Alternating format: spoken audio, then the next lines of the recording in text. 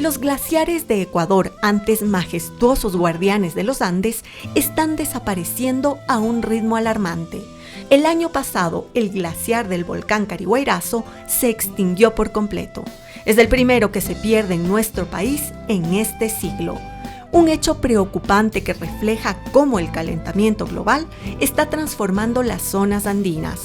Los científicos advierten que si no hay cambios urgentes, otros glaciares seguirán su camino a la extinción. Más allá de su valor natural, los glaciares son una reserva vital de agua dulce, esenciales para la agricultura y la vida cotidiana. Su desaparición es un llamado urgente a repensar nuestra relación con el planeta y una alerta para entender qué pasaría si Ecuador se queda sin cumbres blancas.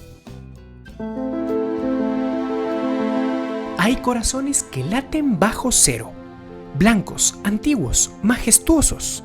Son los glaciares, fuente de agua, vida y belleza. Pero hoy ese latido es cada vez más débil. El planeta es cada vez más caliente y gota a gota se acerca a su final.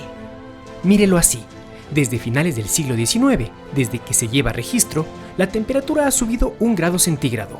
Hace 40 años la tendencia aceleró y en los últimos 10, año a año, se baten récords de altas temperaturas jamás registradas. La NASA estima que este ritmo de calentamiento no se había visto en 10.000 años. Y claro, los glaciares han sido los primeros en sentirlo. Desde 1975 se estima que se ha derretido un bloque de hielo equivalente a la superficie de Alemania, un bloque con 25 metros de espesor. De este lado del mundo, ¿qué ha pasado con los Andes ecuatorianos? Aquí en el Ecuador actualmente tenemos 7 coberturas glaciares. Todas están ubicadas sobre volcanes, algunos activos y otros en reposo. El estado de los glaciares aquí en el Ecuador, digamos que al igual que los glaciares de todo el mundo, están en un proceso de retroceso acelerado.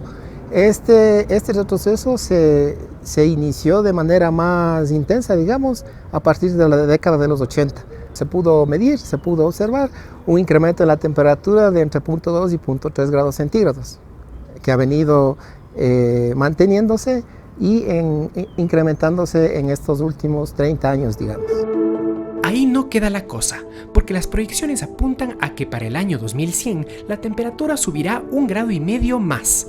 Y lo primero es entender que los principales factores de aumento de temperatura en el planeta son las emisiones de dióxido de carbono, la industrialización, es decir, la mano de la especie humana. Esto ha acelerado el deshielo natural que los glaciares ecuatorianos ya venían presentando. Pero ojo, porque aquí está en juego mucho más que hielo. Aquí las montañas y glaciares no solamente son protagonistas de leyendas, sino que son seres vivos, protectores de ciclos de cultivo, invitados de honor a ceremonias y fiestas, paisajes inolvidables para propios y extraños, fuente de conocimiento y sabiduría, protagonistas de arte, influencia para pensadores. La exposición Glaciares, Centinelas de la Memoria del Museo Interactivo de Ciencia ahonda en estas y otras maneras en las que los glaciares se relacionan con nuestras vidas. Muchos ecuatorianos nos despertamos con un privilegio en la ventana. ¿No les ha pasado que se despiertan, abren la cortina y a través del vidrio ven un glaciar, una montaña preciosa y sienten de alguna manera que ese día va a ser especial? Como que creamos una conexión con ese paisaje. Gustavo, esa relación tan especial que se siente con las montañas, ¿desde cuándo empezó? Pues esto empezó desde que existe este planeta y desde los primeros habitantes que ocuparon estas tierras. Y fe de eso está en la tradición oral de nuestras comunidades, de nuestros pueblos, como la famosa leyenda de la Mama Tungurahua y del Taita Chimborazo. ¿Y qué dice esa leyenda?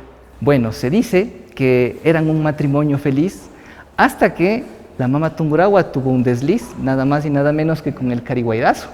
Y cuando descubre esta infidelidad, el Taita Chimborazo, enfurecido, destroza la cumbre del Cariguairazo, dejándolo como lo podemos observar cuando visitamos esos paisajes. Otra leyenda en la que los glaciares tienen particular importancia es la que se conoce del Taita Imbabura y de la Mama Cotacachi. En esta leyenda se sabe que los dos igual fueron un matrimonio feliz y de su matrimonio surgió un hijo que es la loma o el cerro Yanaurco. Pero se sabe, además, según esta leyenda, que el Taita Imbabura tenía hijos por doquier. Tanto así que incluso esto fue asociado con algunos seres míticos como el famoso Chusalongo. Cada glaciar tiene sus características, su propio ritmo de deshielo, sus propias ventajas y desventajas frente al cambio climático. Conocerlos es el primer paso para su conservación. El primero desde el norte es el que descansa sobre el Cayambe. Más al sur, el Antisana. Cruzamos el callejón interandino hasta el Iliniza Sur, en la cordillera occidental. Un poco más al centro tenemos al icónico Cotopaxi. Más abajo está el glaciar más alto de todos, el del Chimborazo, y un poco más al sur está el del Altar o Capac Urcu. Hasta el año pasado contábamos con uno más, el que se posaba sobre el Cariguairazo, el que se declaró extinto en 2024. Su desaparición fue la primera en ser registrada en este siglo en nuestro país, y Bolívar Cáceres fue testigo presencial de eso. En el caso del Cariguairazo, yo comencé a ir en el año de 1997. Todos los años hacía el levantamiento del pequeño glaciar y tengo la evolución cartográfica del glaciar durante estos años. Entonces, para mí es bastante interesante esto, haberlo documentado, ¿no? Y es también bastante triste haber visto cómo desapareció. O sea, cuando yo hice la primera medición, la cobertura glaciar del Cariguairazo era de alrededor de 330.000 metros cuadrados. ¿Sí? La última medición que la hice en 2024 pude medir 1950 metros cuadrados. Es decir, desde un glaciar más o menos del tamaño del Parque de la Carolina, cuando inicié las mediciones, hasta lo que pude ver el año anterior, más o menos del tamaño de una cancha de básquet. ¿Pero cómo fue que el glaciar del Cariguairazo se extinguió? ¿Cuáles fueron los factores que llevaron a su completo deshielo?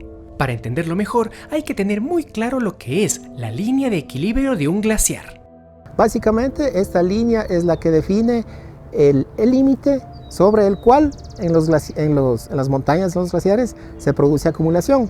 Y bajo este nivel se produce siempre fusión o pérdida de la masa glaciar. Entonces, así de manera sencilla, aquí en el Ecuador, en el glaciar tipo que nosotros tenemos, que es el Antisana, que tiene ya como 30 años de mediciones continuas, pudimos establecer que la línea de equilibrio en promedio para los Andes del Ecuador está ubicada a los 5.135 metros sobre el nivel del mar. El Cariguairazo, su parte más alta, está ubicada a 5.050 metros.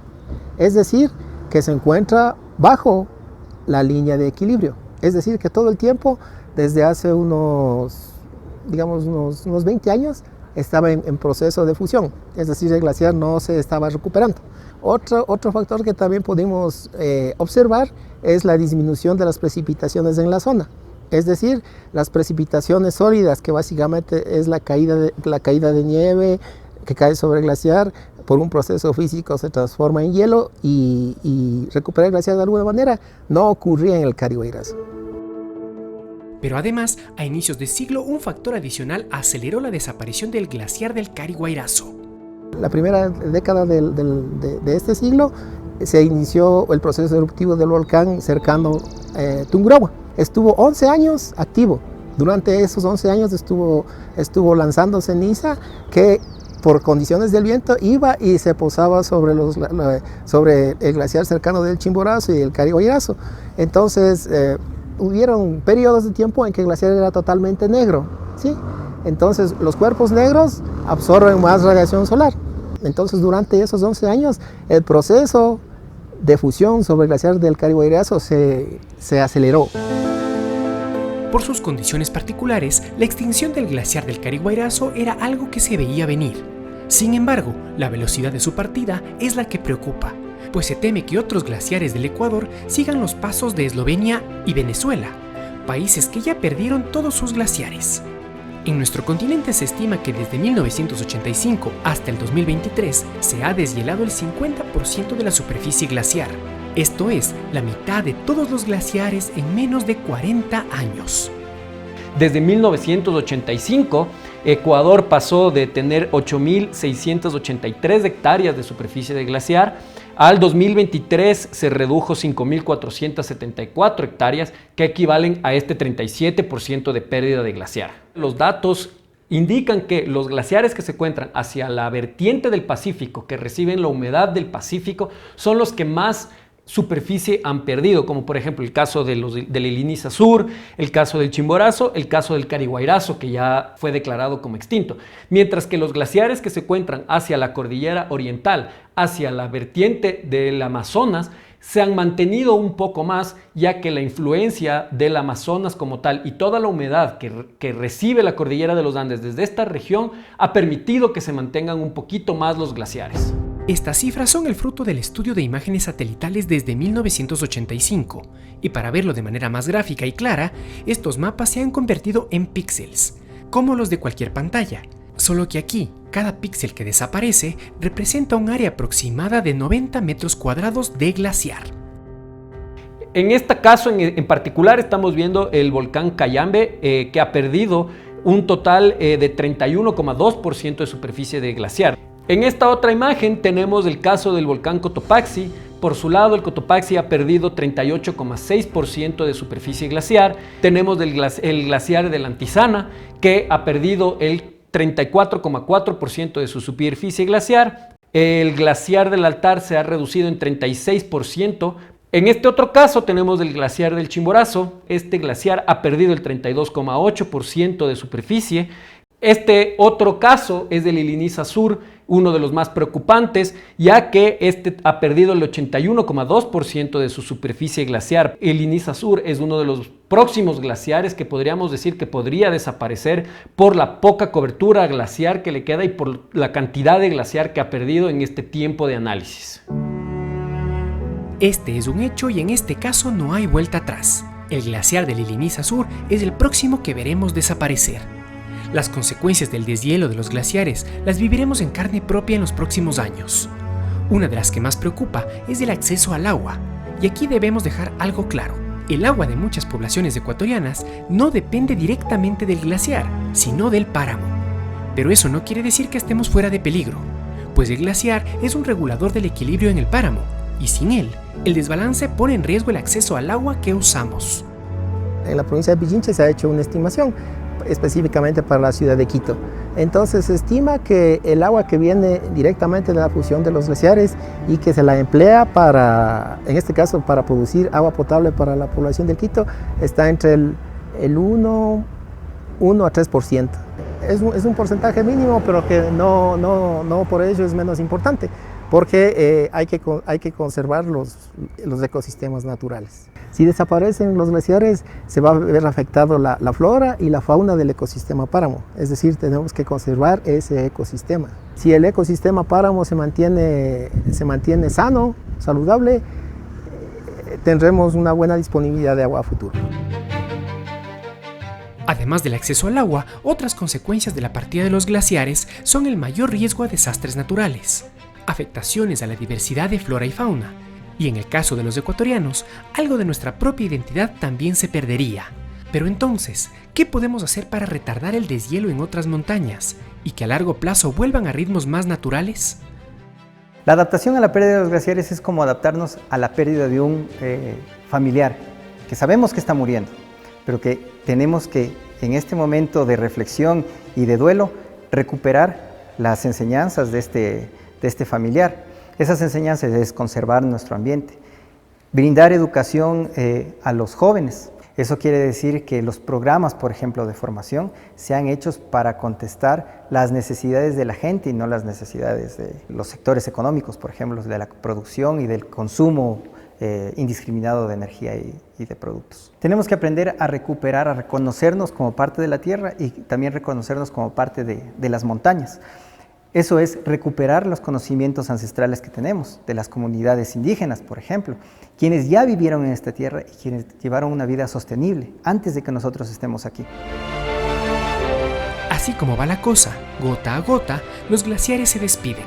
Y ese reloj no solamente mide su vida, sino también la nuestra sobre este planeta.